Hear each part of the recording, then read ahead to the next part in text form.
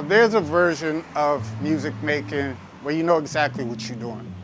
You got your sounds, your tools, your process, your instincts, and you trust that, as you should. And that's where I'm at most of the time with it. But there's another version of music making where you come across something a little unfamiliar, a little strange, and you just point it in a certain direction and you just follow it. No destination, no blueprint, just pure curiosity. Like, we gotta start to lean into those moments, and not because it's gonna work, because most of the times it ain't, but it's because it's gonna take you somewhere that you damn sure wasn't gonna take yourself. And there's magic in that. So today it's about staying curious and following that thing.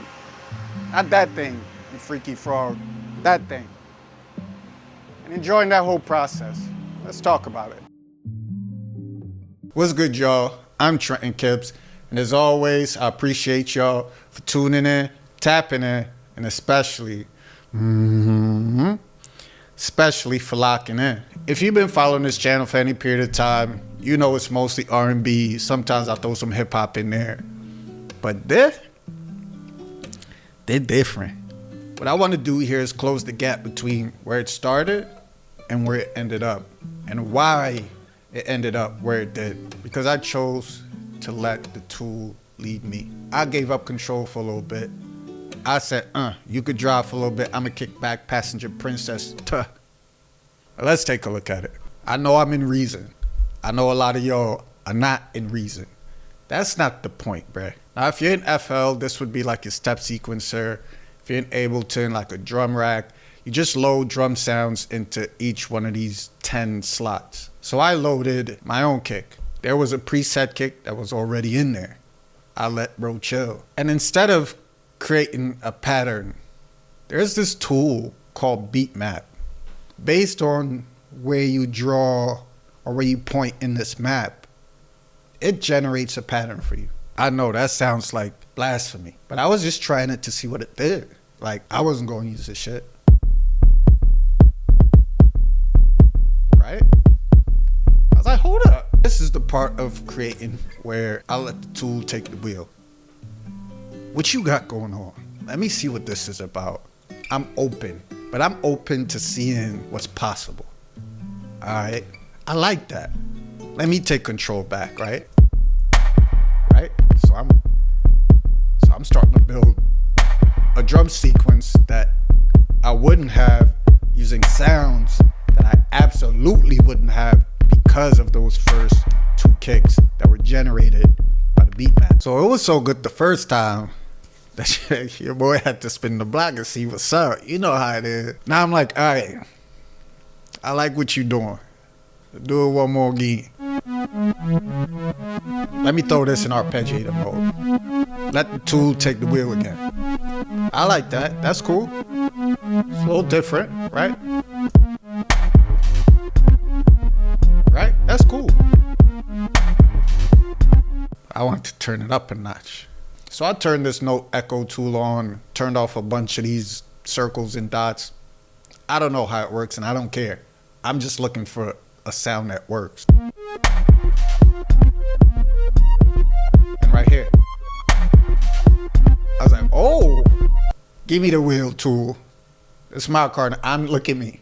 I'm the captain now. Bounce that down to audio. Now we got that baked in all the way.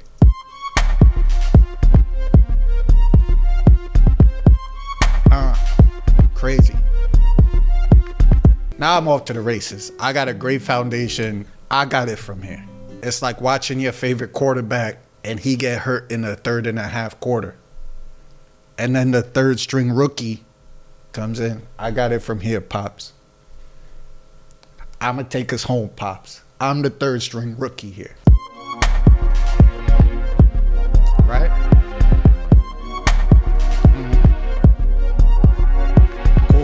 We club it. You see the name Madrid circa 2002. We already did some weird shit, so let's keep weirder. I pulled in this bongo loop, chopped him up, chop suey. Right? pitched it up, turned it up a little bit. Like I'm off the rails now. I'm gone. We got the 808 with the chords in the lead. Right?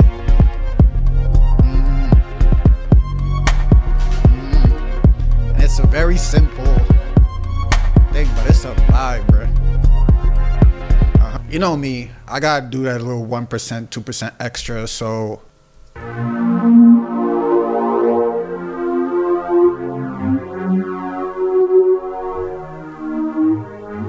it's real texture-ish, nothing that's in the way of the actual bass. And then finally, I wanted some sparkle. Another stock plugin. This grand radical piano, Bill Withers, respect to the legend. Yeah, I'm just running chord tones on top of these chords. And on top of that, just added some transitions.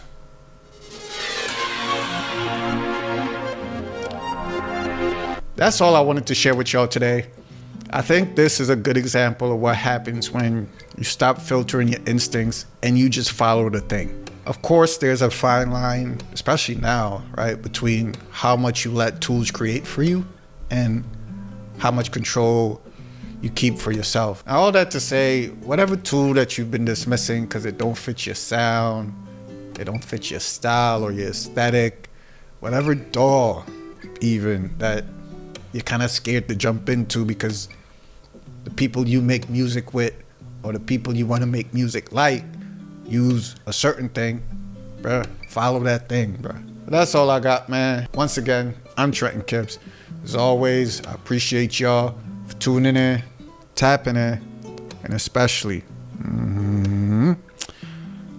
for locking in.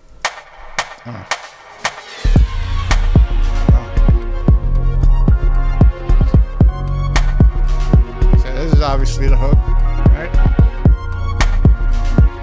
It's definitely got some promiscuous girl energy. I ain't gonna lie, now that I listen to it. Right? Or like a Kanye, you know, I could definitely hear like a Kanye. Like, right before my dark, beautiful, twisted, dark fantasy, however that goes. But anyway, verse, Same things with my verse. You build them up progressively, right? You want to add these little cheeky arrangement things where you drop sounds out like chorus hits so much harder, right?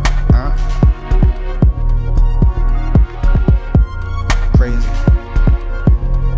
And the drums are fire, like that.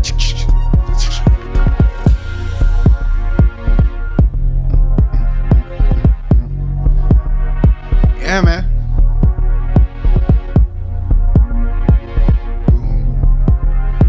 I'm bringing in these subtle textures and they're just kind of moving around each other. That lead is kind of crazy though. Right? After this chorus comes in, I'm gonna dip, man. Alright, here we go. Cool. Yeah, man. Stay curious. Go crazy. Every idea is great. Every moment's worth pursuing.